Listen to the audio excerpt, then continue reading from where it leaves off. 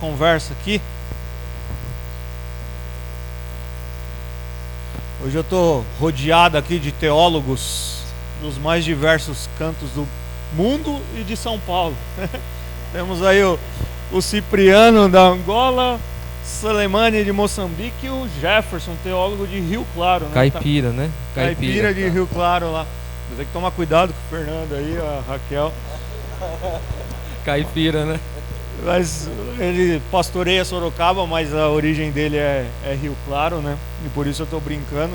Mas a nossa aula, a gente tem desenvolvido alguns temas com essa aula interativa, os irmãos sabem, então a gente tem tratado de uma forma mais dinâmica, de uma forma mais de conversa, né? Como se fosse um podcast ao vivo. E nós precisamos continuar a aula passada, né? A aula passada nós começamos a falar sobre dons, e focamos naquilo que nós didaticamente chamamos de dons extraordinários, ou dons especiais, ou dons miraculosos, ou dons carismáticos, depende de como você já ouviu falar sobre isso. E ficaram algumas coisas no ar, algumas perguntas que nós vamos tratar aqui, mas eu quero dar a deixa aqui para a gente começar conversando sobre esses dons, né? Principalmente quando a gente fala daqueles que mais perguntaram para a gente, sobre dom de profecia e dom de línguas. O que é isso? Como que a gente consegue definir cada um deles? E eu vou deixar meus amigos falarem aqui, que eu não estou bem acompanhado, então vou deixar aí cada um contribuir. Se o Cipri quiser começar, depois jogar aqui para o Jefferson, Selemani. Dom de profecia, dom de línguas, antes da gente entrar nas questões, a gente pincelar um pouquinho sobre isso. Bem, na aula passada, no final da aula eu percebi que alguns irmãos ficaram inquietos, revoltados, e isto é positivo, porque se a gente estiver a ensinar e você não se sentir chocado, provavelmente a gente não está ensinando o correto. E uma coisa que a gente percebeu foi o choque entre a verdade bíblica e a experiência de alguns irmãos. Como nós estamos apresentando uma perspectiva bíblica diferente sobre a profecia, e alguns irmãos, na sua experiência de fé ao longo dos seus anos com o Senhor Jesus, passaram por essa experiência de receber profecias, ou até mesmo de profetizar, e de repente ouvirem eu ter dito na aula passada que hoje não existem mais profecias. Isso gerou um choque. Como assim? Então houve um choque entre a verdade bíblica e a experiência. O que nós queremos deixar fundamentado é: nós não anulamos a experiência. A experiência, muitas delas são verdadeiras, são legítimas e elas devem ser consideradas. Mas como cristãos, nós queremos deixar algo fundamentado aqui para começar a conversa. Como cristãos, nós entendemos que a Bíblia, a palavra de Deus, ela é a nossa única regra de fé e prática. Quer dizer que tudo aquilo que nós entendemos ser certo ou errado deve fluir não da experiência em primeiro lugar, mas, acima de tudo, deve fluir de uma leitura correta e de uma interpretação correta da palavra de Deus. É a Bíblia, é aquilo que foi resgatado pelos pais da Reforma Protestante, somente a Escritura. Então, este assunto que nós estaremos falando aqui, profecias, línguas estranhas, curas e milagres, nós queremos falar em conformidade com as Escrituras e não necessariamente com a experiência. E o que nós queremos fazer? Para além de dizermos que é somente as Escrituras, porque alguém pode dizer hoje: mas Cipriano, você está a dizer que é somente as Escrituras, como eu posso crer que você está certo? Afinal de contas, vivemos num mundo pós-moderno, onde a verdade do Cipriano não é necessariamente a verdade do Selemani. Como a gente pode dizer que está certo? Então, por isso nós precisamos de um absoluto. Que absoluto é este? É a palavra de Deus. Ele é a nossa verdade absoluta, na qual nós nos pautamos. Então, se em algum assunto nós estivermos interpretando a Bíblia corretamente, isso então é profecia. Acho que eu vou parar aqui a minha introdução para não me delongar. Pastor, fala aí. Eu fico pensando nessa sua fala inicial que, segundo a Bíblia, nós temos a profecia. Eu quero provocar por uma outra forma. A partir do texto que foi mencionado, de 1 Coríntios capítulo 14, Paulo fala da profecia.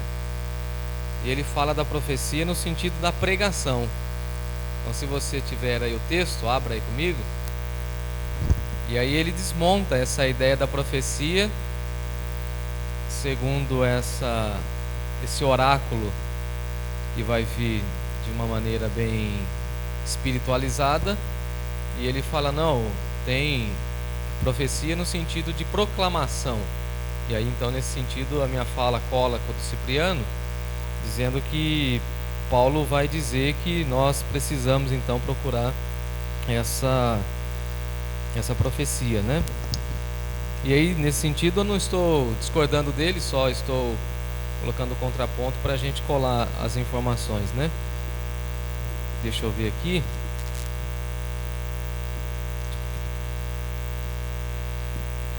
Versículo 6, vocês estão comigo? 14, 1 Coríntios capítulo 14, versículo 6. Agora, porém, irmãos, se eu for ter convosco falando em outras línguas, em que vos aproveitareis, se não vos falar por meio de revelação ou de ciência ou profecia ou doutrina? É assim que instrumentos inanimados, como flauta ou cítara, quando emitem sons, se não os derem bem distintos, como nós poderemos reconhecer o que se toca flauta ou cítara? Está falando aí das línguas estranhas, né? E aí Paulo vai trabalhar com a ideia, por exemplo, ali no versículo 4, que aquele que fala em outra língua se edifica, mas o que profetiza, o que diz aí? Se eu falo em línguas, a edificação é pessoal. Posso falar em línguas de forma pessoal, na minha casa, no meu quarto, segundo Jesus? Fecha a porta do teu quarto e fala a Deus em secreto. Pastor, eu gosto de falar em línguas. Vai lá no teu quarto e conversa com Deus. Seja edificado a si mesmo. Mas você quer algo superior a línguas? Paulo vai dizer, então busque a profecia. E qual profecia? A profecia que edifica a igreja.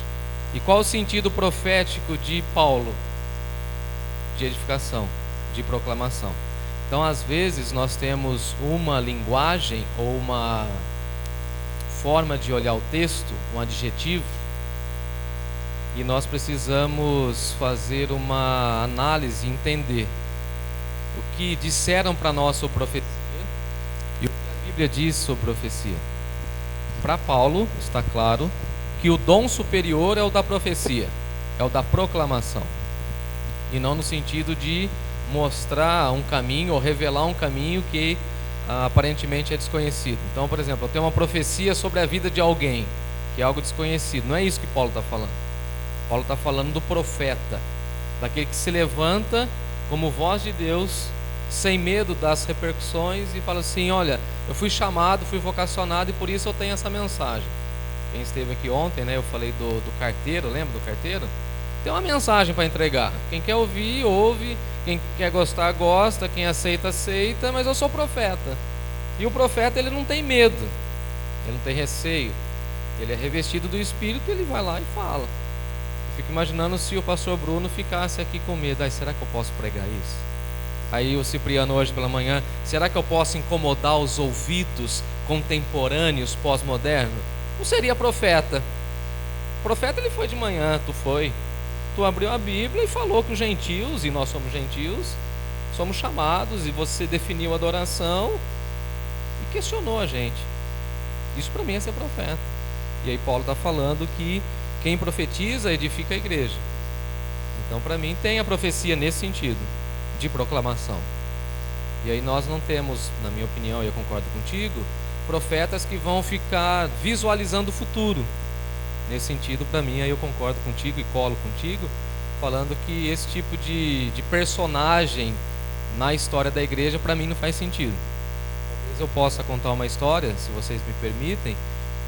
Eu era jovem, bem jovem, e comecei a namorar com Natália, fui pregar numa igreja em Campinas, e naquela época eu usava nesse dedo aqui uma aliança de compromisso. Quem já usou aí? Compromisso, pratinha e tal. E tinha uma profetisa lá na igreja. Aí acabou o culto, ela falou: não, eu preciso conversar com você. Você é um menino bom. Ela era mal intencionada, depois eu descobri. Começou a elogiar muito: você é um menino muito bonito. E a aliança de prata não é de Deus, porque Deus é dono do ouro em primeiro lugar. Você precisa ter uma aliança dourada. E a minha profecia é que você vá para Rio Claro, volte para a tua terra, desfaça esse relacionamento, volte aqui pregar daqui não sei quanto tempo, e nós teremos a varoa, tal, a costela separada. Tal. Eu ouvi, tudo bem, irmã, tudo bem. Aí na outra semana eu recebi um contato da igreja, e uma irmã, que eu acho que foi mais profeta do que ela, falou assim: não, ela está interessada mesmo, é casar a filha dela. Então assim, a gente precisa tomar cuidado em que tipo de pessoa está essa figura do profeta, e que vai fazer prognóstico do nosso futuro. Por outro lado, também é fácil um pregador hoje chegar e falar assim: eu profetizo sobre essa congregação que vai acontecer isso e isso.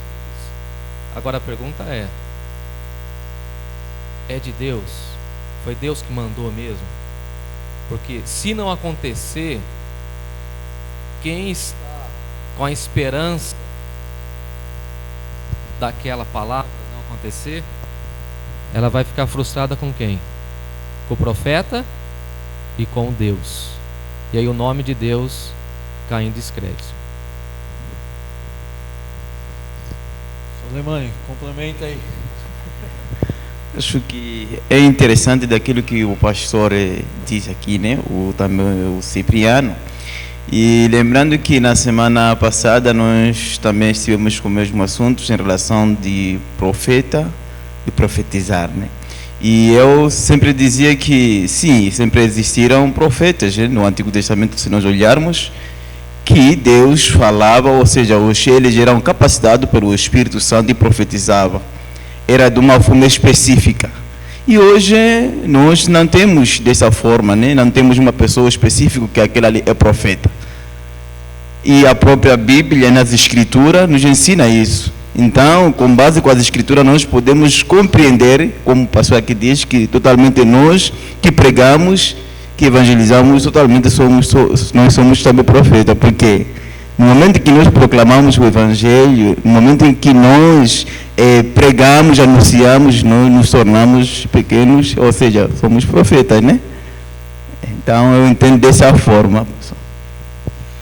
Show de bola. Então acho que deu para aquecer aí nossa conversa, né, com base naquilo que a gente já vem falando. Só que como que a gente hoje eu não tenho jeito, hoje eu vou ter que ficar de interlocutor aqui, mas como que a gente lida com essa questão, tipo, profecia, como aquele que fala em nome de Deus, como aquele que proclama a mensagem de Deus hoje, né, o profeta com essa característica, como aquele que anuncia. Nós já falamos a semana passada do profeta do Antigo Testamento. O próprio Jesus não chamou os apóstolos de profetas, mas sim de apóstolos, de discípulos. E como a gente lida hoje com aquilo que... Eu estou indo para uma outra vertente, eu acho que vocês vão entender aqui o que eu quero amarrar, mas aquilo que... Poxa, nós estávamos vivendo uma época da revelação de Deus, uma revelação progressiva, a Bíblia sendo formada, o cânon sendo construído, e hoje a gente, como o Cipriano introduziu aqui, a gente está pautado nas Escrituras. Mas como que eu, hoje, iluminado por Deus, eu posso ser usado por Deus como um profeta que anuncia as Escrituras, mas que autoridade eu tenho, por exemplo, para lançar um eis que te digo, numa forma de uma adivinhação, numa forma de uma afirmação, né? Como nós demos o exemplo a semana passada. Eis que te digo que você vai casar. É óbvio que alguém, numa tendência natural, vai casar, Isso... Foi essa a profecia? Agora, o difícil vai ser o Vinícius. Né? Assim, como que a gente lida com isso? Porque aí alguém vai falar, mas teve um ex que te digo para minha vida e que eu ia fazer um curso, que eu ia me desenvolver profissionalmente, isso de fato aconteceu, foi uma profecia, talvez que eu vá casar, e alguém falou isso, e essa verdade bíblica, como que a gente amarra tudo isso? Vocês conseguiram entender meu raciocínio, né? Quem quer começar? Vamos deixar para o Soleimani começar, né? Depois a gente joga para o Jefferson e o Cipri. O pastor argumentou muito, né? Você até a pergunta. Então, olhando nessa questão, pastor, na questão de alguém que faz revelações, eu entendo que tem que ser de uma forma muito específica, não de uma forma popularidade, né? Porque se você deixa bem claro, ou seja, sim, porque se você fala revelação de uma forma geral, você pode destruir a igreja, porque as pessoas vão esperando e pode vir não acontecer, as pessoas podem ficar decepcionadas. Agora, a pessoa receber uma revelação de uma forma específica, alguém chegar, começar a falar isso de uma forma específica, privado, duas pessoas, acho que isso aí também é interessante e importante. Agora, de uma forma geral, por exemplo, hoje em dia muita gente tem procurado profetas, ou seja, tem entrado em muitas igrejas procurando profetas. Isso já não existe, isso aí não é bíblico, né? Mas se existir dentro da igreja alguém que tem essa visão e chegou diante de ti, acho que isso aí também, pastor, eu acho que é interessante, é importante, porque se nós olharmos no Antigo Testamento, a Débora, ela pregava, mas ou seja, profetizava, mas não é de uma forma geral, mas de uma forma específica, privado, né? Porque se falar, sobretudo, revelações no contexto geral, isso pode destruir a igreja, mas se nós olharmos o exemplo da própria Débora, pregava de uma forma que é privada, específico assim. Não entendo dessa forma assim, quando falamos da profetisa. Bem, pegando o gancho do Soleimani, queridos irmãos,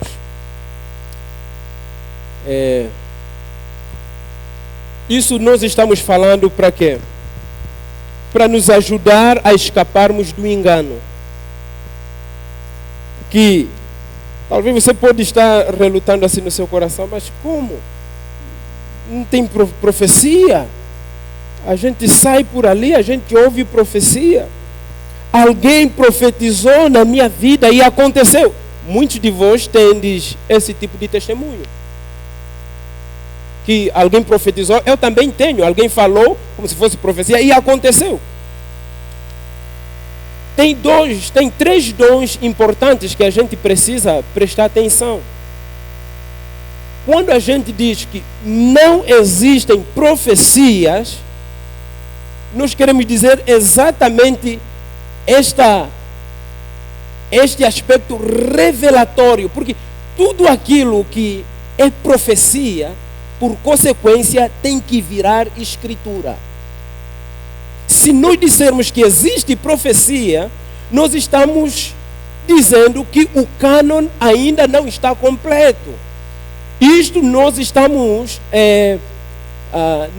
indo contra um dos princípios fundamentais da fé cristã, que é a crença na suficiência da palavra de Deus. Quer dizer, que a Bíblia é suficiente de tal forma, de tal forma que a Bíblia é suficiente de tal forma que para você e eu vivermos uma vida que glorifica a Deus, para vivermos uma vida boa, uma vida bem-aventurada, nós não precisamos de profecias, nós não precisamos de novas revelações. Paulo diz ao jovem Timóteo: toda a escritura é divinamente inspirada, útil para corrigir, redarguir, para ensinar, para instruir a fim de que todo homem de Deus seja perfeitamente habilitado para toda boa obra. Toda boa obra, tudo aquilo que é bom, que você pode fazer, que você pode desejar, que você pode planejar, está revelado na palavra de Deus. Judas, ele escreve no versículo 3, dizendo que, olha, irmãos, eu queria escrever a respeito da fé comum que nós temos. Eu queria escrever sobre a salvação que nós temos, mas eu decidi escrever, instar-vos a batalhar pela fé que uma vez por todas foi dada aos santos. Fé que uma vez por todas foi dada. Fé neste versículo não é a fé no seu sentido subjetivo, é a fé, a palavra de Deus, o evangelho revelado nas escrituras. Ele diz que foi dado de uma vez por todas, de tal forma que não precisa de qualquer acréscimo. Acima da palavra de Deus, você não tem como acrescentar novas profecias.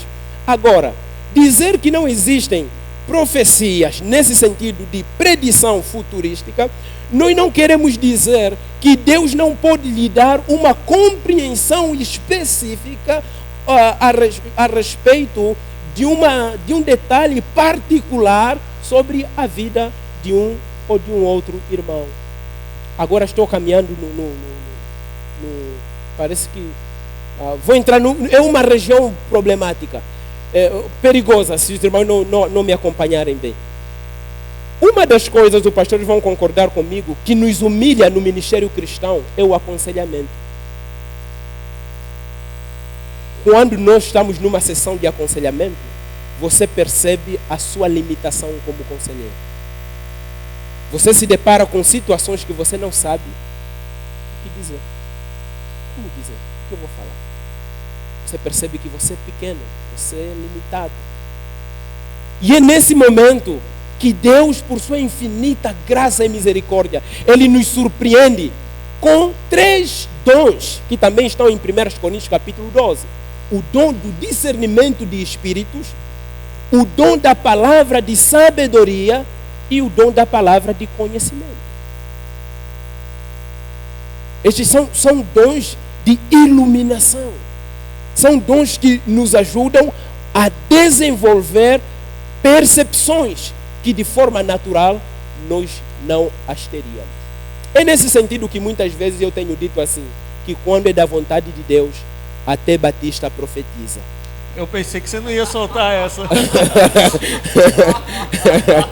só uma piada interna aqui do Cipriano, que ele fala que quando é vontade de Deus, até Batista profetiza. Eu provoquei ele ontem, eu falei, eu quero ver se amanhã você vai soltar isso, mas ele soltou. Lá, Jefferson, complementa aí. Fiquei constrangido, cara. O pastor Bruno tocou num ponto lá da revelação e da iluminação. Eu acho que aí talvez seria uma outra provocação. O pastor é inspirado ou ele é iluminado? Segundo Pedro, ele é iluminado. Algumas pessoas às vezes chegam para mim, lá na igreja que eu estou servindo, nossa, o senhor está inspirado hoje. Inspirado em que sentido? Não, o senhor está animado, então estou fervoroso. E tem uma irmã lá que ficou um pouco chocada, porque me conhece de longa data. Mas parece que o senhor foi mudando. Eu fiquei um pouco mais crente, eu fiquei um pouco mais piedoso, porque a nossa doutrina às vezes nos engessa. E aí nós temos um pastor presbiteriano, não sei se ele corrobora com a gente, mas na nossa teologia também reformada, nós deixamos de lado a doutrina do Espírito Santo, não falamos a doutrina do Espírito Santo. E aí houve uma lacuna que outras comunidades nasceram e começaram só a falar disso e ensinar aquilo que eles vivenciavam. E aí eu pelo menos fui criado desde das fraldas na Igreja Batista. A gente parece que tinha medo de falar desse tema. Até um dia que eu peguei o cantor cristão. Quem é aqui da época do cantor cristão? Tem alguém aí? Os remanescentes. Eu falei assim, vamos ler os hinos que nós cantamos.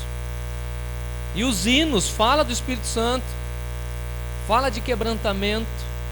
E aí outra questão que eu acho que nós perdemos nessa questão dos dons é que nós precisamos pensar e orar sobre o dom do discernimento, correto? Porque tem profecias nesse sentido de fala, de comunicação, mas para mim a questão é quem está falando. Eu tenho discernimento para entender se é a voz de Deus ou não é a voz de Deus. Isso é inspiração de Deus, assim. E aí o Cipriano já taxou, né? Ele já limitou a gente, ele colocou a gente numa caixa corretamente. Nossa, o Salamani também já nos limitou, dizendo que nós somos bíblicos e que o cânon está fechado. Então nós não temos nenhuma outra profecia e ninguém está inspirado aqui, correto? Nesse sentido de receber uma voz de Deus. Essa é minha fala. Mas nós somos iluminados. E aí, iluminados pelo Espírito, nós podemos falar das verdades de Deus. E aí uma coisa que o Cipriano colocou para nós que é verdade no ministério cristão, e eu tenho vivência nisso, da prática do aconselhamento. Quantas vezes a gente vai aconselhar e se sente pequeno, falho, pecador, limitado? E algumas vezes a gente pega um texto bíblico e, assim como o médico faz uma prescrição ao pecador e fala assim: olha, leia tal texto, se baseie em tal texto para você tomar essa decisão, se você vai sair desse emprego, se você namora com a branquinha, com a moreninha, se você sai do seu trabalho e vem mudar aqui para Calcaia para ficar mais perto da igreja, enfim. Todos nós temos esses dilemas, dificuldades da vida. Será que eu opero agora? Eu espero operar semana que vem, mês que vem, ano que vem? A gente tem as dúvidas e você, como conselheiro, vai trazer o aconselhamento para a pessoa começa a chorar e fala assim: era tudo que eu precisava ouvir, você foi boca de Deus, voz de Deus, e o conselheiro nós, a gente fica calado, fala: mas só receitei a Bíblia. Dia desses eu aconselhei um casal do bairro da comunidade onde eu trabalho, que ficaram sabendo que eu estava disponível lá, apareceram no portão brigando. O casal nos tapa. E eu tentando separar, deixar disso, e vem o filho, e trouxeram o cachorro, vai aquela loucura. A comunidade onde eu sirvo é uma comunidade mesmo, enfim, é bem assim, o Bruno conhece. E aí eles entraram brigando. Eu tentando apartar ali a briga, levei lá para o meu escritório, fiz um café, tentei deixar a poeira baixar, e aí fui aconselhando e tal, mas aí chegou no momento, pastor, que eu não tinha mais o que dizer, porque a vida toda estava errada, desde as primeiras escolhas, desde a quebra de princípios bíblicos. Então eu teria que fazer o quê? Um confronto duro, direto, até que, nesse sentido, eu acho que eu fui profeta. Isso aqui está errado, isso aqui é pecado, isso aqui você precisa voltar lá e não sei o que. Lá no interior a turma vai falar assim: tem que ser macho e tem que ser crente para falar isso. Porque o tamanho do homem, eu tenho 1,65, né? Era um baita de um sujeito, GG, plus size, entendeu? O cara com a faca aqui, aquela tatuagem de cadeia, você está entendendo? Estou falando? A minha igreja é 2 quadras de um presídio, você entendeu o contexto. E eu atrás da mesa, em atitude de oração. Chegou uma hora que eu confrontei, levei eles ao pensamento, à reflexão. E aí depois eu só ouvi, falei: então quero ouvir a história de vocês. E assim, concluindo, depois de um tempo, eles se abraçaram, se beijaram, começaram ali o processo de reconciliação. E a esposa olha para mim e fala assim: obrigado, muito obrigado. Obrigado. Falei: eu não fiz nada. Não, o senhor nos ouviu, o senhor nos acolheu. Então não sei se nós temos esse entendimento de que isso também é um dom. E nesse sentido há uma profecia, nesse sentido. E qual que é a profecia? Falar que ele está na Bíblia. Então se você quer ouvir a voz de Deus, Deus está doido para falar com você. John Piper fala isso, né? Abre a Bíblia, ele vai falar. Ele continua falando. O autor aos Hebreus diz, né, que Deus falou por meio dos profetas, por meio dos pais, falou por meio de Abraão, e nos últimos dias tem nos falado por meio do Filho. Eu preguei esses dias na igreja, preciso parar aqui, né? A minha pregação esse dia foi: ouçam o Filho. Que é aquela experiência de Jesus sendo batizado, e Deus Pai rasga o céu e fala assim: este é o meu Filho amado, a Ele ouvi na ocasião da transfiguração, Mateus 17, ouçam o meu filho. Então acho que a gente precisa parar de ouvir homens e mulheres e ouvir a voz do filho por meio de homens e mulheres. E aí quando nós formos úteis, também a gente precisa ter muita humildade e falar assim, não, Deus me usou, Deus me iluminou.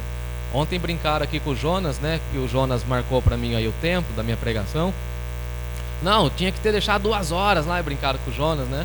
O Jonas falou, não, mas o Jefferson pediu para ser 30 minutos e tal, né?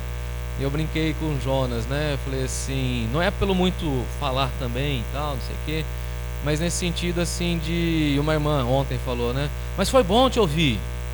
Então vamos guardar um pouco para amanhã, né? Deixa um pouco da profecia então para amanhã, no sentido de proclamação. E aí nesse sentido eu me recolho diante da lista que você citou de 1 Coríntios capítulo 12. Se o cara lá não cortar meu microfone não pode falar. A gente fala muito de dom de línguas, curas, milagres. Por exemplo, vocês aqui em oração já viram Deus operar um milagre na vida de alguém que foi curado aqui na Calcaia do Alto? Sim ou não? Deus opera curas e milagres em Calcaia do Alto? Aí teve um dia uma mulher chegou para mim e falou, ô Jefferson, na sua igreja tem culto de libertação? Foi todo domingo, às 9 às 19. Deus liberta a gente dos nossos vícios. Aí as irmãs pregam, e aí vem o ministério infantil e ensina. Todo culto nosso é culto de libertação. Então vamos pegar a linguagem mais pentecostalizada e trazer. Vocês falam em língua? Sim. Vocês são espirituais? Bastante. O pastor até presbiteriano até foi embora. Vocês são gelados? Não somos gelados não. A gente canta ontem, né, que a bondade, a misericórdia do Senhor vai nos guiar. Aí vem o coral aqui e canta uma música que é clássica, mas que é inspirativa para o nosso coração. Você se lembra quando Deus tocou no seu coração? Aí nós batistas falávamos o seguinte: não, a gente tem que tomar cuidado com as experiências. Não podemos fazer doutrina das experiências. Aí chegou alguma pessoa para mim e falou assim, pastor Bruno, falou assim, quantas experiências você teve com Deus? E lá na minha infância eu falava assim, só uma de salvação e conversão, não era assim? Agora quando as pessoas perguntam para mim, Sulamã, quantas experiências você teve? Tive 1000 e quero ter 5000 até morrer com o Espírito Santo. Amém? Quero que Ele fale comigo, quero que eu seja fervoroso, quero ter doutrina mais fervor no Espírito. Aí a gente fala de Efésios 6, da armadura de Deus, mas Paulo está amarrando a armadura de Deus com uma vida de oração pautada pelo fervor. Então nós somos uma igreja cheia do Espírito Santo, e o Espírito Santo é que vai revitalizar a igreja. Agora retomando lá a 1 Coríntios capítulo 12, a gente fala desse monte de dons. Agora, por exemplo, por que a gente não recupera o dom da contribuição? Provocando agora. Segundo Paulo, tem o dom da generosidade. E aí Paulo fala o seguinte: procurai os melhores dons. E aí a gente classifica os melhores dons como de línguas, profecia, cura. Quero ser um irmão abençoado pelo Espírito Santo. Quero ser generoso. Imagina, você fazer um compromisso. Não quero doar 10% do meu salário, não. Quero aumentar essa taxa aí. Quando eu receber o PLR da minha empresa, eu quero ser fiel. Imagina, o dom da generosidade. Respondendo um questionamento, não respondendo, mas expondo um questionamento da última aula aqui, Atos é 2 ou é o 21? É o 21. O 21. É o 21. Mas vamos lá, vou incluir o Atos 2. Okay. Atos 2, 1 Coríntios 14, que o Jefferson já falou, o Cipri já falou aqui, fala de línguas, falam de 14 fala de profecias, 2 fala de línguas e profecias, 14 também, se eu não me engano, fala de línguas, né? E lá no 22 fala de línguas. Diante daquele discurso, é um momento do discurso é que a pergunta veio para mim, eu não entendi a pergunta. Sim. Me traduz aí, Cipri, por favor. É aquele momento do discurso de Paulo que perguntam se ele fala um grego, esse tipo de coisa? tem a pergunta sobre as línguas e tem sobre profecia. Sim. Se o texto fala sobre profetas e profetizas, né? Tá. Eu acho que No 21 de Atos. sim. Então vamos lá para o 21 de Atos. O irmão que fez essa pergunta, se puder nos ajudar especificamente, é o irmão Luiz, o sorriso entregou. Qual que é o... É que estava Atos 2 lá, Luiz. Por isso que gerou a confusão. Não, Qual que é o versículo? 21. Do 9 ao 11. Vamos ler de 9 a 11 para a gente contextualizar, né? Ele tinha 4 filhas virgens que profetizavam. Depois de... Vamos só voltar um pouquinho. Demos prosseguimento à nossa viagem, partindo de Tiro e aportamos em Ptolemaida, onde saudamos os irmãos e passamos um dia com eles. Partindo no dia seguinte, chegamos a Cesareia e ficamos na casa de Filipe, o evangelista, um dos 7. Ele tinha 4 filhas virgens que profetizavam. Depois de passarmos ali vários dias, desceu da Judéia um profeta chamado Ágabo. Vindo ao nosso encontro, tomou o cinto de Paulo e, amarrando as suas próprias mãos e pés, disse: assim diz o Espírito Santo, desta maneira os judeus amarrarão o dono deste cinto em Jerusalém e o entregarão aos gentios. Quando ouvimos isso, nós e o povo dali rogamos a Paulo que não subisse para Jerusalém. Então Paulo respondeu: por que vocês estão chorando e partindo o meu coração? Estou pronto não apenas para ser amarrado, mas também para morrer em Jerusalém pelo nome do Senhor Jesus. Como não podemos dissuadi-lo, desistimos e dissemos: seja feita a vontade do Senhor. O texto fala então aqui que um evangelista chamado Filipe, ele tinha 4 filhas virgens que profetizavam. E o Ágabo aqui também, Ágabo, né? Ele disse: assim diz o Espírito Santo, ou seja, assim diz o Senhor. Como que a gente explica isso dentro de tudo o que nós já falamos até aqui? Quer começar, Jefferson?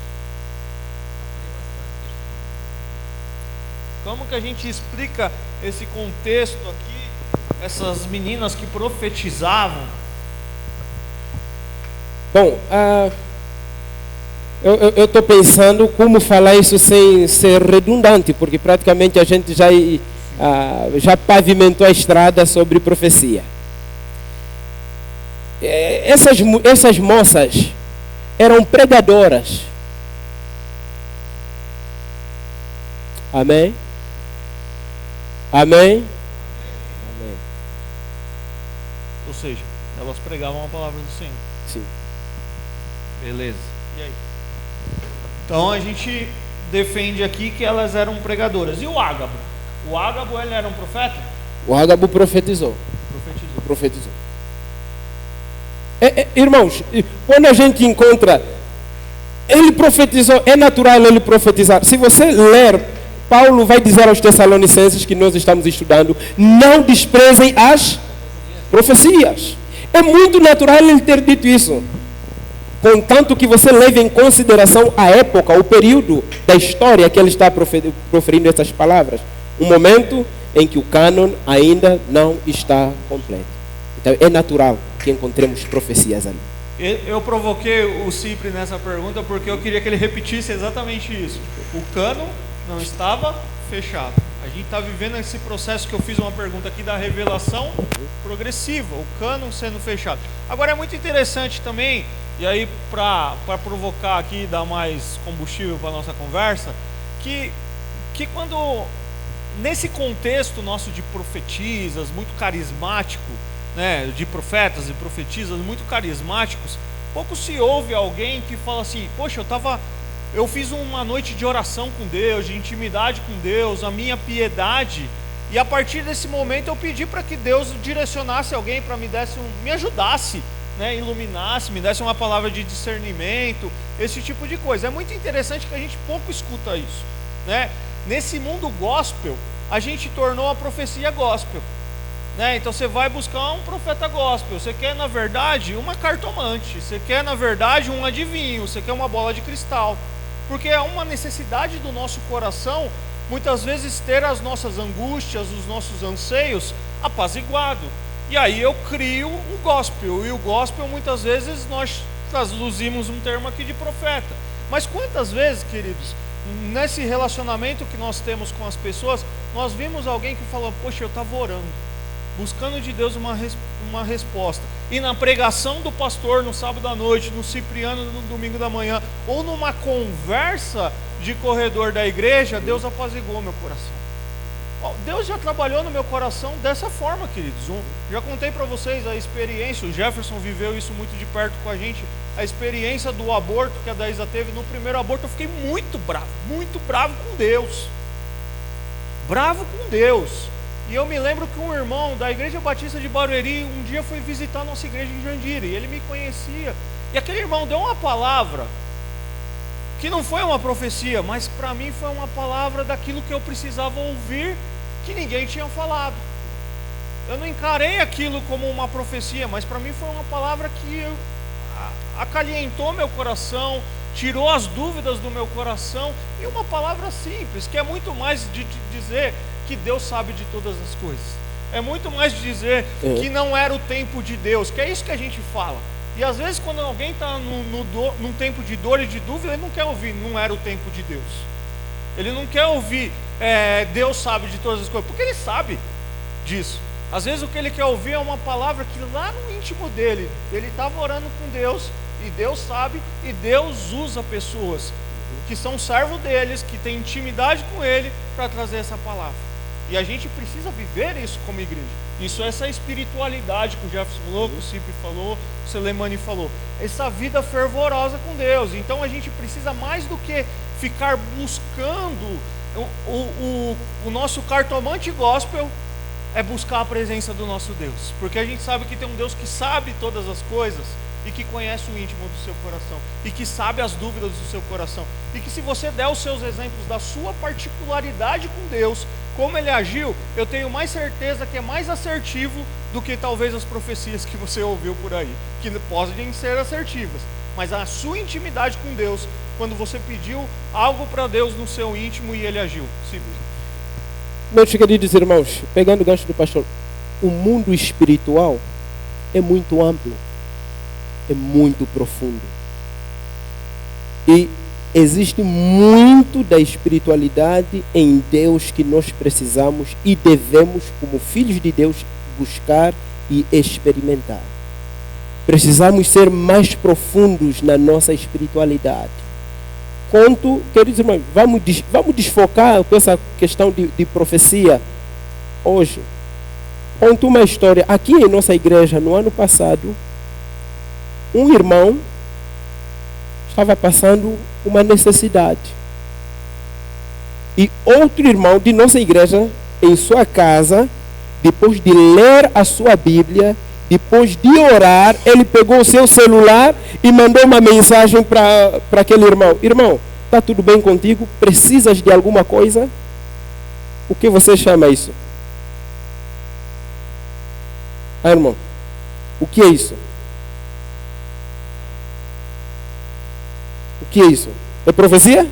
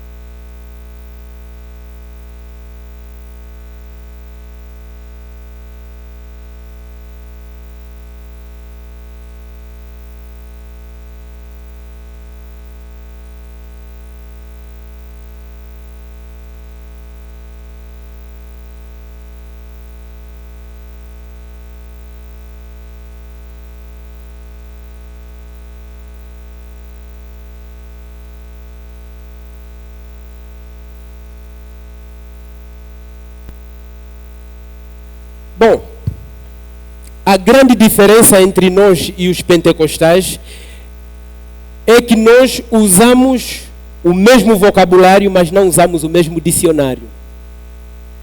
Usamos as mesmas palavras, mas não temos os mesmos significados para as mesmas palavras. Então, na teologia pentecostal, quando usamos a palavra profecia, nós estamos falando sobre predição, predizer o futuro.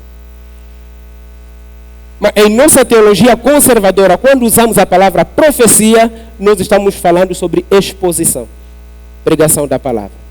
Por isso que eu disse, irmãos, vamos explorar 3 dons muito ignorados: o dom do discernimento espiritual, o dom da palavra de conhecimento e o dom da palavra de sabedoria. Quando a gente compreender esses 3 dons, provavelmente daqui a pouco a gente não terá problema quando ouvirmos essa palavra profecia. Não sei se cheguei no X da questão.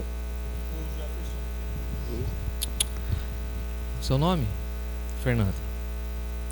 Eu gostei da definição do vocabulário e dicionário diferente.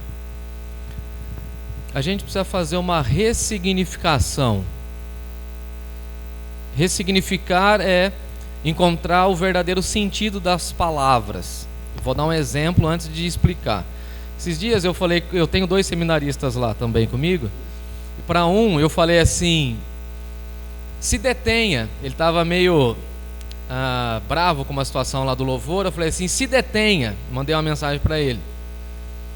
Para mim e para minha leitura, o se detenha, até literalmente, porque eu lido muito com as expressões, o se detenha é o seguinte: mantenha-se dentro do conjunto, não saia fora, não deixa a sua raiva, a sua inquietação extrapolar.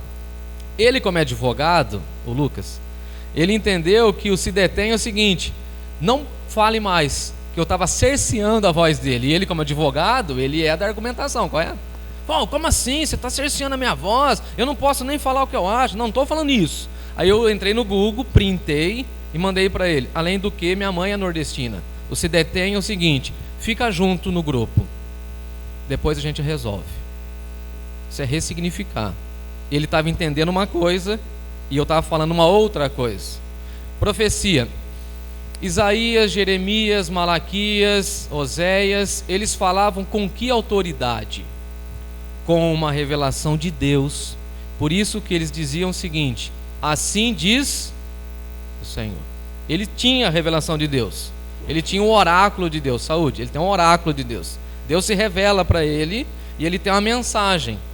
E aí nesse sentido ele é o profeta, porque ele fala aquilo que está acontecendo agora e aquilo que vai acontecer. A gente lê, por exemplo, Isaías, a gente fala assim: olha, Isaías estava profetizando sobre o Messias, Daniel já estava apontando. Então qual que é a base da autoridade? A revelação que Deus deu para ele. Beleza, Antigo Testamento. Novo Testamento, a gente vai usar a expressão profeta? Sim. Qual que é a base da revelação do profeta no Novo Testamento? Não é mais assim diz o Senhor, né? Assim está escrito. Então tem profecia? Tem, desde que ela esteja escrita. Está escrita? Faz sentido na Bíblia? O Espírito, aí tem uma questão que eu acho que é para uma outra aula boa, Romanos 8, que o Espírito Santo de Deus testifica no nosso coração se nós somos filhos de Deus.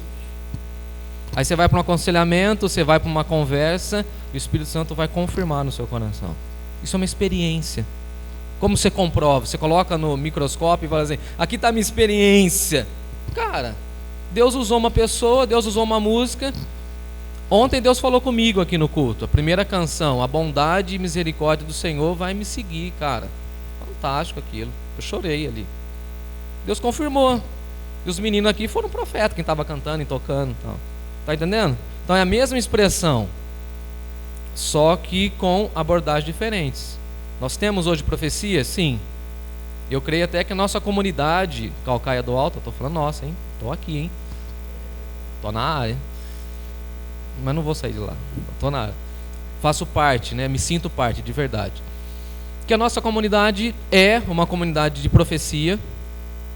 E eu não sei se os meninos ecoam a minha voz. e que nós deveríamos talvez investir mais numa comunidade de profecia, em que os nossos aconselhamentos sejam aconselhamentos bíblicos, os nossos encontros não sejam encontros sociais, sejam encontros espirituais, que a nossa comunidade, segundo Tessalonicenses, seja uma comunidade de encorajamento. Por que quando a gente entra numa igreja pentecostal, todo mundo tem alguma coisa para falar para a gente? E por que nós, quando entramos numa igreja batista, clássica, ou talvez presbiteriana, ninguém tem palavra para falar para a gente? Porque o povo não está buscando. Desculpa. Com 12 anos de idade, eu tive uma decepção familiar muito grande e fui para a escola bravo por uma questão do meu pai lá e tal. E briguei com a minha professora de matemática. E a minha professora de matemática me reprovou.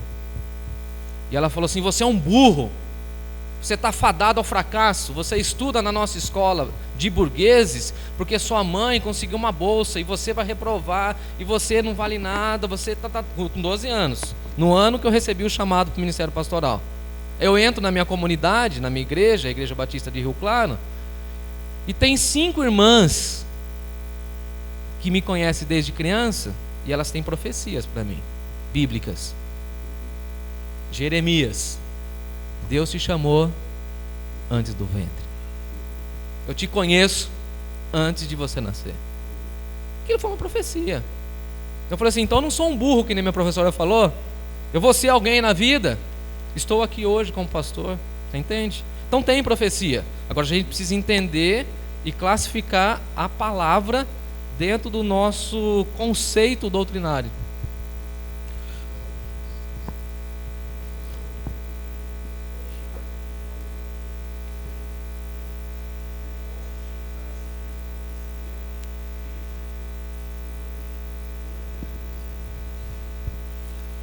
Etimologicamente. Imagina. Legal. Claro, todos nós.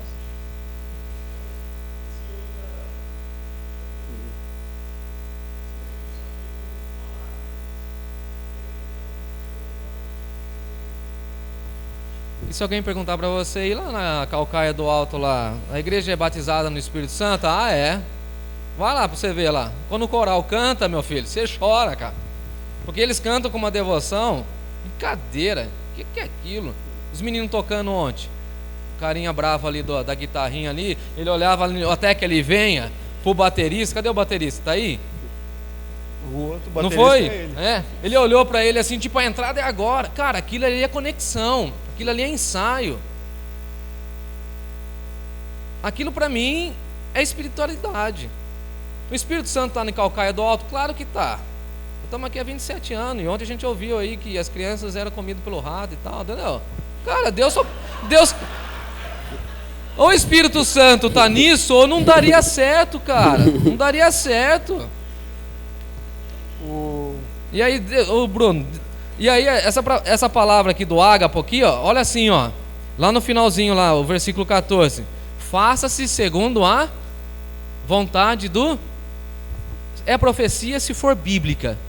E, por exemplo, posso chegar para você e falar uma profecia para você: ó, eu creio que Deus tem algo grande para a tua vida e tal, vírgula, que faça-se segundo a vontade do Senhor. A gente vai fazer a profecia para o Cipriano e vai falar assim: volta para Angola, meu filho, e arrebenta lá naquele país. Amém. Volta lá com mestrado, com doutorado, seja Amém. luz, seja bênção.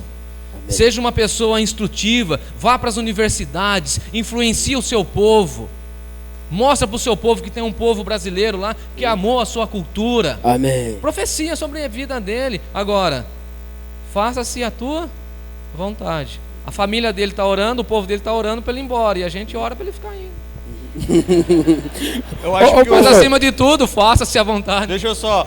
Eu acho que esse ponto foi bem explicado, porque o Jefferson complementou o que o Cipri falou da questão etimológica, da questão de definição e de interpretações de um termo. Mas vamos para 1 Coríntios 13, vamos falar de dom, senão a gente não vai terminar essa aula aqui. E a gente vai ter outra, eu sei que é bom, a gente vai ter outras oportunidades de discussões. Mas vamos lá. 1 Coríntios 13. Eita, nós. Espera aí, vamos fazer a pergunta, você faz a sua e eu vou deixar no ar aqui pra gente. A Bíblia fala de línguas ou não fala de línguas? Quando eu leio o livro de Atos, é língua idiomática. Quando eu leio Coríntios, esse dom de línguas, o que é esses negócios todo aí? E quem tem uma pergunta?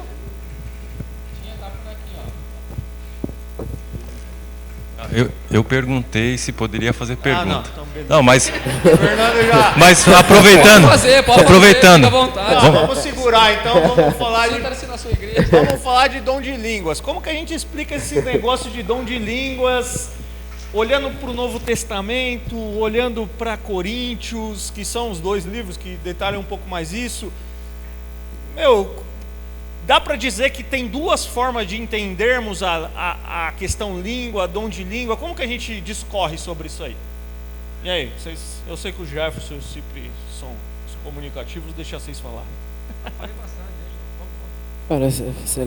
Soleimani, Atos e Coríntios fala de dom de línguas. Como a gente primeiro diferencia aquele dom lá de Atos capítulo 2, quando Pedro está pregando, os caras estão entendendo, interpretando, já estou direcionando a resposta, né? Mas como a gente explica Atos capítulo 2 e 1 Coríntios capítulo 13 em relação a línguas, e 14 ou 12? Sim, Atos dos Apóstolos, nós ali podemos entender que é língua dos homens. E também, assim também como Coríntios, também é língua dos homens. É isso, pastor. Língua dos homens, tá, mas Coríntios fala da língua dos anjos, certo? 1 Coríntios capítulo 13. Poderia ter o dom de profetizar, falar a língua dos anjos e dos homens, se não tiver amor, nada valeria. Mas e aí, Cipri e Jefferson, como que a gente explica essa questão? A gente pode dizer que de fato são dois aspectos distintos ou duas formas de entendermos a línguas? Como que vocês complementam isso aí para mim, para nós? Gênesis 11 fala de línguas. Primeira vez que nós temos a questão das línguas. Tinha várias línguas, idiomas, correto? Torre de Babel, todo mundo comigo?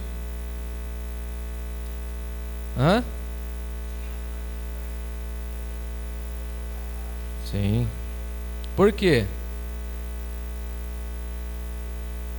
Porque o homem queria tomar o lugar de Deus, fazer uma torrezinha para tocar no céu. Arrogância, prepotência, ou seja, tudo fruto lá do Adão, né? Tudo fruto do Adão. A história bíblica corre, nós temos Atos. Atos 2 vai falar de idioma. O Pedro, a gente precisa lembrar que o Pedro é pescador. Nada contra. Mas quando a gente vai estudar o grego, os meninos aqui da teologia, a gente vê que ele faz se fosse no nosso caso, o português básico. A gente vai estudar Paulo, é um grego requintado, é um negócio assim bem elaborado, frases mais bem construídas. Pedro faz o feijão com arroz. Pedro está pregando. E Pedro vai pregar no seu idioma e o Espírito Santo vai dar revelação para os outros idiomas que estavam ali ouvir.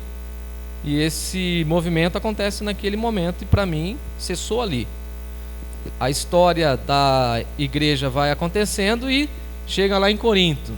E aí nós precisamos entender o que é Corinto. Qual é a efervescência de Corinto? Lá em Corinto, inclusive, já tinha as profetisas de Diana e tal. A gente precisa entender isso. Não vamos voltar na questão das profetisas, mas fora do cristianismo também tinha profetisas. Fora do cristianismo também tinha os pregadores. E a gente precisa entender isso. E aí Paulo vai trabalhar com essa questão aí da língua dos homens. Para mim, Paulo, nesse sentido, ele é meio mala, quando ele fala assim, olha, eu poderia contar uma experiência de um homem, e esse homem sou eu, que eu tive uma experiência de subir ao 3º e 4º céu e conversar com os anjos, mas eu não vou citar muito isso não, entendeu? E ele fala da língua. E a preocupação de Paulo é o seguinte, olha, a língua, ela é para si próprio, para sua própria edificação. 1 Coríntios capítulo 14, quem quiser me acompanhar aí, tá? Estou em 1 Coríntios capítulo 14. E aí ele vai falar o seguinte: olha, você precisa tomar cuidado com as línguas no culto público. Eu não quero fazer essa pergunta, mas assim, se você quiser responder, só em você e Deus. Quem é batizado com línguas? Particularmente, não tenho problema nenhum. Particularmente. Desde que você se edifique a si mesmo. Vamos dar uma olhada no texto? Pode ser? 14:2. Quem fala em outra língua não fala a homens. Se eu começar aqui a falar em chinês, tem alguém aqui que vai entender? Não vou falar para ninguém, né? Não estou falando a homens, senão a Deus. Visto que ninguém o entende, em espírito fala mistérios. Mas o que profetiza fala aos homens. Veja aí a profecia. Vou falar a profecia, vou fazer uma pregação bíblica na nossa língua materna, o português. Tanto é que os meninos vêm de outra nacionalidade, mas falam a nossa língua.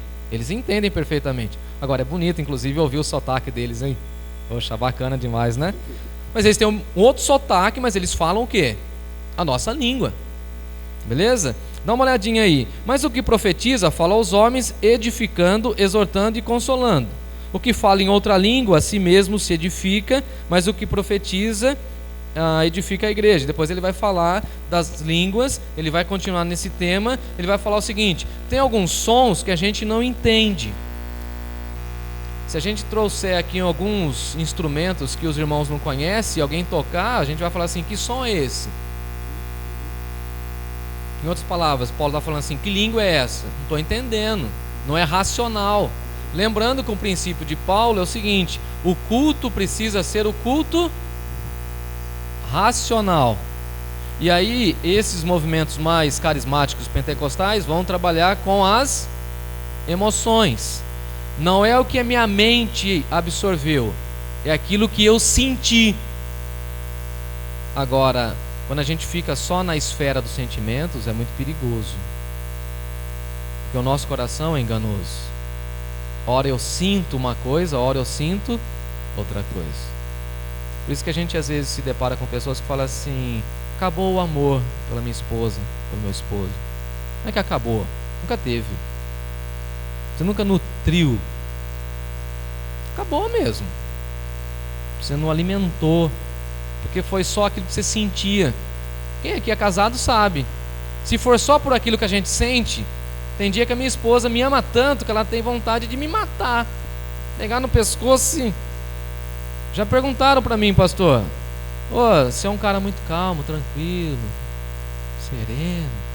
Tem até aquela música, calmo, sereno, tranquilo. Você já teve vontade de divorciar da Natália? Eu falei: não, divórcio não, tenho vontade de homicídio.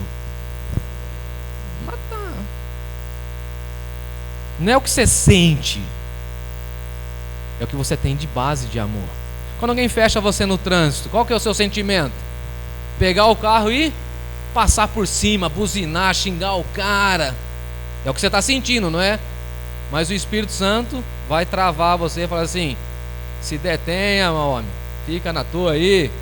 Vai que o cara tem uma arma, vai que você está indo para a igreja, pá. Não é assim? Coloca um louvorzinho aí que dá uma acalmada. É nesse sentido que Paulo está falando. Então, o culto nosso é racional. E ele vai trabalhar com os dons aqui, os dons de línguas principalmente, falando em relação à igreja. A preocupação dele é com o culto público. Deixa eu ver aqui. Ele vai caminhando aí, deixa eu ver. Aqui, ó, versículo 13. Pelo que aquilo que fala em outra língua deve orar para que a possa interpretar. Eu não tenho problema. Outro dia eu falei na minha igreja, escandalizei alguns.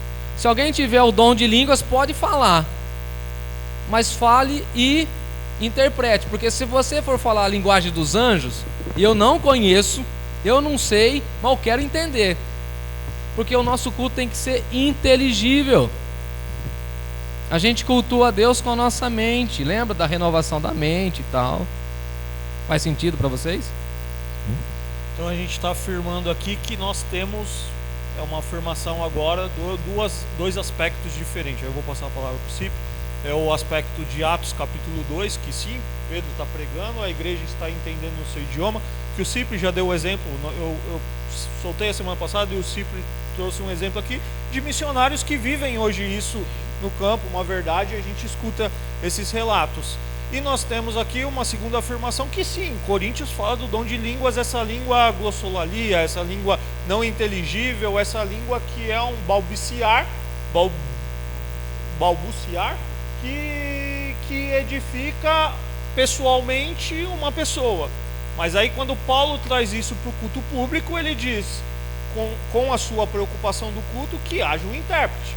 Então, desde que haja um intérprete.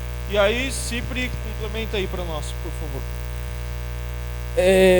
Bem, irmãos, ali em Atos, para a gente ser mais direto, Paulo não proíbe o falar em línguas. O que Paulo está fazendo é regular o falar em línguas. Só um parênteses, Coríntios, tá? Coríntios, sim. Está regular o falar em línguas. Como deve ser falado? Isso no sentido de línguas, como essas expressões ininteligíveis, como um dom. E agora, é importante, queridos irmãos, fazermos uma distinção aqui entre o dom de línguas, como estas expressões ininteligíveis, e a cultura do falar em línguas. Atenção, o que nós temos hoje em muitos círculos pentecostais não é dom de línguas. É uma cultura do falar em línguas estranhas. Isso é importante. Por quê? Porque com a heresia da segunda bênção, não sei se os irmãos já ouviram falar essa heresia. A heresia da segunda bênção é uma heresia pentecostal que diz o seguinte, que primeiro você nasce de novo e depois do novo nascimento você tem que passar um tempo de jejum e oração para receber o Espírito Santo, e a evidência de que você recebeu o Espírito Santo é que naquele momento você vai falar em línguas. Então isso é uma heresia. E é a partir dessa heresia que nasce a cultura do falar em línguas. Você só é cristão de fato dentro dos círculos pentecostais, alguns círculos, para não ser genérico, alguns círculos pentecostais, você só é crente se você fala em línguas. Então, se o distintivo de que eu sou espiritual é eu falar em línguas, eu já não dependo do dom. O que eu faço? Eu fabrico as minhas próprias línguas para que eu possa parecer espiritual. Por isso é que, dentro desses círculos, nós encontramos uma cultura do falar em línguas. Todo mundo fala em línguas, mas não é porque é um dom, mas é porque é uma cultura do modus operandi daquele circuito eclesiástico. Então, esse é um distintivo importante a ser feito. Mas agora, só para eu encerrar essa fala aqui, já indo para o final, queridos irmãos, não vamos nos focar muito nessa questão das línguas. O pastor falou muito bem, se você tem este dom, é um dom que o Espírito Santo dá para o crente, para a sua edificação pessoal. E este dom de língua é muito útil para você aprofundar a tua vida de oração pessoal. Isso é muito importante. De modo individual. Mas a gente não pode tentar transformar este dom num modus operandi dentro da nossa realidade eclesiológica, tal como aconteceu nos círculos pentecostais. Agora, esse é outro aspecto das línguas, como expressões idiomáticas, são de importância extrema, principalmente quando nós pensamos dentro do contexto da missão, onde que nós estamos vivendo. O pastor pegou o texto de Gênesis 11, onde Deus faz o primeiro derramar de línguas diversas. Se você ler, você vai perceber, naquele texto de Gênesis 11, aparecem exatamente 70 nações, lá em Gênesis. 70 nações. E é importante perceber que depois de Gênesis 11 vem Gênesis 12. Que matemática! Gênesis 11. Fantástico. E você percebe que Jesus, Gênesis 12, aí veio o nascimento dos patriarcas. Abraão, através de Abraão, Isaac, através de Isaac, Jacó, e através de Jacó as 12 tribos de Israel. E é interessante que Jesus, quando vai recolher os seus apóstolos, os seus discípulos, perdão, no Novo Testamento, você vai perceber esta sequência numerológica que não é acidental. Os 70 discípulos e os 12. Isso é significativo para a missão da igreja. Isso é significativo. E qual é o significado disso? É exatamente para dizer que a missão da igreja deve ser cumprida na extensão da totalidade geográfica e cultural existente no mundo.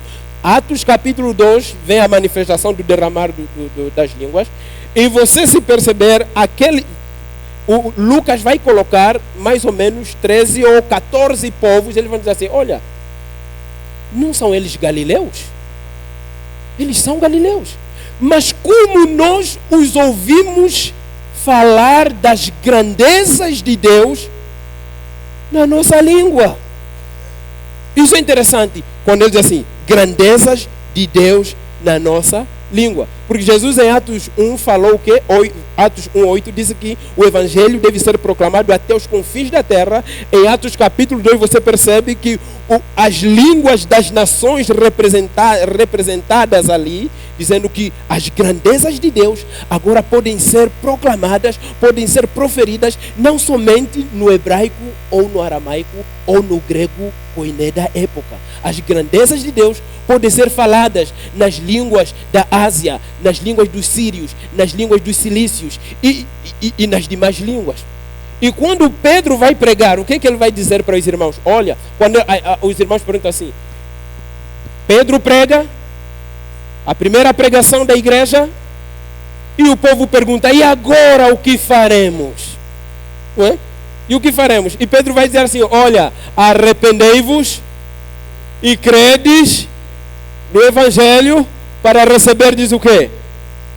A salvação. E ele fala, e o dom do Espírito Santo, porque esta promessa é para vós, para vossos filhos e para aqueles que estão distantes, onde? Nos confins da terra, onde tem as línguas diferentes. Por isso, quando a gente fala sobre línguas, isso deve nos remeter a pensarmos na missão da igreja. É as grandezas de Deus sendo faladas dentro da realidade cultural e linguística de todos os povos. Tem algum comentário, Sandemani? Se não, eu vou encerrar aqui. Eu acho que ficou claro, nossa aula é doutrinas e nós entendemos revelação dentro daquilo que nós falamos aqui. Temos que tomar cuidado, eu gostei da expressão que o Cipri usou, com o nosso dicionário, o dicionário que usamos para interpretar algumas coisas, e o nosso dicionário ele tem buscado, e a gente se esmera nisso, para que seja bíblico, para que seja aquilo que a gente chama dentro da teologia de exegese, uma extração do texto que é honesta com o texto, que é bíblica. E nós entendemos aqui, para fechar, que sim, nós cremos no dom de línguas. Primeiro, no Deus que tem todo o poder de fazer com que eu pregue em português e você, se for um japonês, estiver aí sentado, entenda, porque ele é todo poderoso. E segundo, que o dom de línguas que Paulo coloca ali é esse dom que eles expuseram aqui, de uma forma pessoal, para uma edificação pessoal, que Deus dá para alguns, que a gente precisa tomar cuidado com a cultura disso, e dentro do corpo de Cristo precisa ter intérprete para organizar, dentro do culto público precisa ter intérprete para a organização do culto.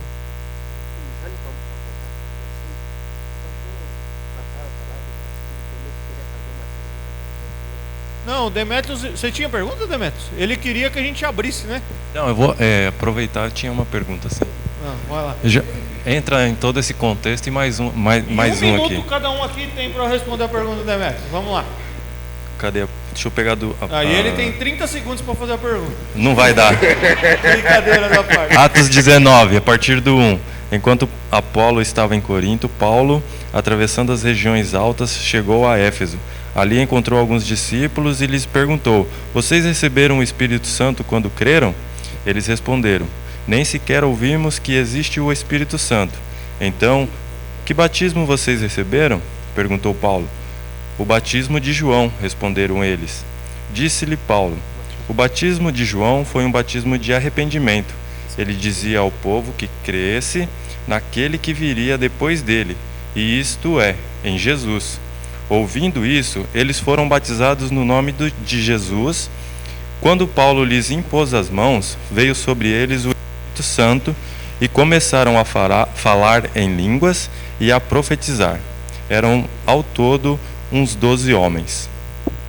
Vamos lá, só fazer um parênteses antes de passar para eles. Batismo a gente já falou para a gente não entrar em batismo. Sim. Já existiu uma cultura de batismo que vem do judaísmo, daqueles que se convertem para o cristianismo. Agora, respondendo a pergunta, qual é a pergunta, Demetrios? Ele fala aqui sobre o profetizar, né? Também já foi abordado aqui, já, pelo menos para mim ficou claro. E cadê? Batizados no nome do Senhor Jesus, quando Paulo impôs as mãos, veio sobre ele o Espírito Santo, começaram a falar em línguas e a profetizar. Acho que já foi tudo respondido, né? Talvez sobre... Virei seu fã, Demetrios. Você é o Obrigado, cara, cara. meu. Você é o cara, você é o cara. É que o batismo, talvez aqui é um texto que dá pra gente expor muito sobre o batismo, essa questão, óbvio que tem a questão da vinda do Espírito Santo, a gente precisa expor isso, mas isso... Só uma...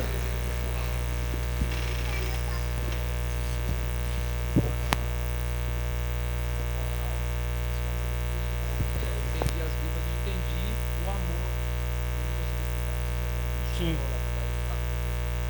O Jefferson está dando um exemplo aqui de algo que aconteceu em Jandira. Isso acho que foi a primeira vez que você foi pregar em Jandira, que a gente se conheceu. A Daísa, muito leiga em Libras, e tinha um coral cantando, e o mudo, depois conversando com ele lá, falou que tinha entendido o amor de Deus. E a Daísa, na sua limitação, depois conversando, falou: meu, eu não transmiti 10% do que o pastor pregou. Então é um exemplo de como Deus usa e revela a questão desse entendimento sobrenatural de Deus. Quer falar alguma coisa? Sim, esse texto que o Demetrios leu é muito importante, queridos irmãos, mais uma vez, para que a gente possa compreender a missão da igreja. A mesma experiência, a pergunta nesse texto seria: como eles eram salvos se não tinham o Espírito Santo? Essa era a pergunta. Como eles receberam o batismo do arrependimento, mas eles não tinham o Espírito Santo? Este mesmo acontecimento é de Atos capítulo 8, com os samaritanos. Deus, em sua infinita soberania, Ele decidiu que assim ocorresse para demonstrar exatamente que a bênção do Evangelho e da salvação não está restringida à realidade judaica, mas ela extrapola essas fronteiras e para os gentios também. Samaritanos, os crentes de Éfeso, para todas as nações. Amém. É bom estar bem acompanhado, mas também vamos fechar aqui, que senão a gente não consegue fechar nosso domingo. Neuzinha.